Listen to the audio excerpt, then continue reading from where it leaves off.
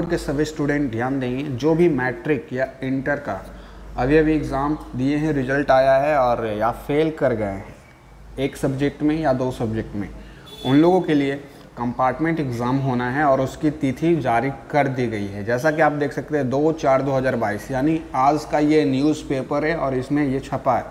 तो फिलहाल कंपार्टमेंट के लिए इंटर वालों का आवेदन चल रहा है, 2-3 दिन पहले से ही वो स्टार्ट हो गया था। लेकिन मैट्रिक वालों का कंपार्टमेंटल एग्ज़ाम का जो फॉर्म होता है वो भराना आज से शुरू हो जाएगा। ठीक है, मैट्रिक कंपार्टमेंटल के लिए फॉर्म आज से भरे जाएंगे।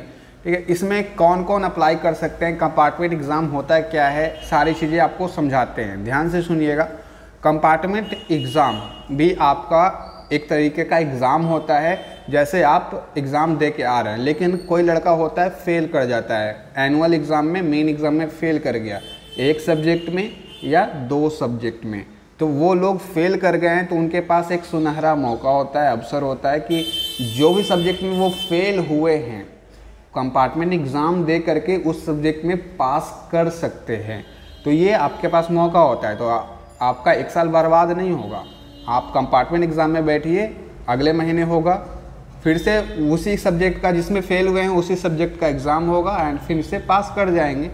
लेकिन कंपार्टमेंट एग्ज़ाम में भी क्वेश्चंस आते हैं, बनाना रहता है, वहाँ पे भी अगर कुछ नहीं लिख के आएंगे, ठीक है, खाली छोड़ के आएंगे तो कंपार्टमेंट एग्ज़ाम में भी फेल हो जाएंगे, फिर आपके हाथ से जो सुनहरा मौका है वो निकल जाएगा। तो कंपार्टमेंट एग्ज़ाम की तैयारी करनी चाहिए आपको। कंपार्टमेंट एग्ज़ाम आपका होगा और उसमें अच्छा लिखेंगे, अच्छा मार्क्स आएगा, सीधी सी बात है, क्योंकि कंपार्टमेंट एग्ज़ाम की कॉपी काफ़ी सही से चेक होती है।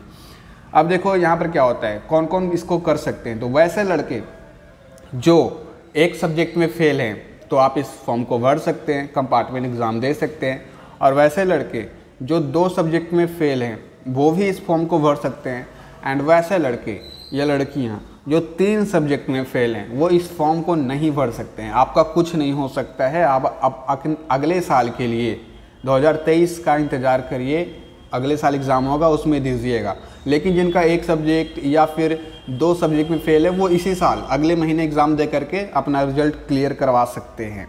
ठीक है, अब देखिए, बिहार विद्यालय परीक्षा समिति BSEB संचालित मैट्रिक वार्षिक परीक्षा 2022 का रिजल्ट जारी कर दिया गया है। अभी बोर्ड प्रशासन ने उन छात्रों को दोबारा परीक्षा का मौका दिया है जो फेल हुए हैं या परीक्षा में शामिल नहीं हो सके हैं। याद रखो, जो मैट्रिक का एग्ज़ाम ही नहीं दिए थे, किनका छूट गया होगा, वैसे लड़के बहुत सारे हैं जिन्होंने मैट्रिक का एग्ज़ाम जो हुआ था आज से 1 महीने पहले उसमें दिया ही नहीं था, बैठा ही नहीं था, छूट गया था, अब्सेंट हो गए थे, तो वो लोग भी कंपार्टमेंट का फॉर्म भर सकते हैं। ठीक है, और जो फेल हुए हैं वो भी भर सकते हैं, दोनों भर सकते हैं। ठीक है, यह एक तरीके का विशेष परीक्षा होती है, इम्प्रूवमेंट एग्ज़ाम भी इसको बोला जाता है। कंपार्टमेंट या विशेष परीक्षा के लिए आवेदन प्रक्रिया पूरी तरीके से कॉलेज में होगी, यानी आपको कंपार्टमेंट का जो फॉर्म है भरना है तो आप अपने कॉलेज में जाइएगा, जिस भी कॉलेज में आपका एडमिशन था उस कॉलेज में जाइएगा एंड वहाँ से सर को बोलिएगा कंपार्टमेंट का फॉर्म भरा रहा है तो भर दीजिए। वो कुछ डॉक्यूमेंट्स आपसे मांगेंगे, कौन कौन से डॉक्यूमेंट्स लगेगा, क्या लगेगा, वो सारी वीडियोस मैंने बना रखी है, आप जाके देखिए चैनल पे क्या क्या डॉक्यूमेंट्स ले जाना है कॉलेज में। कॉलेज जाइएगा, फॉर्म वो भर देंगे, कुछ पैसे आपसे डिमांड करेंगे, फिर देना होगा।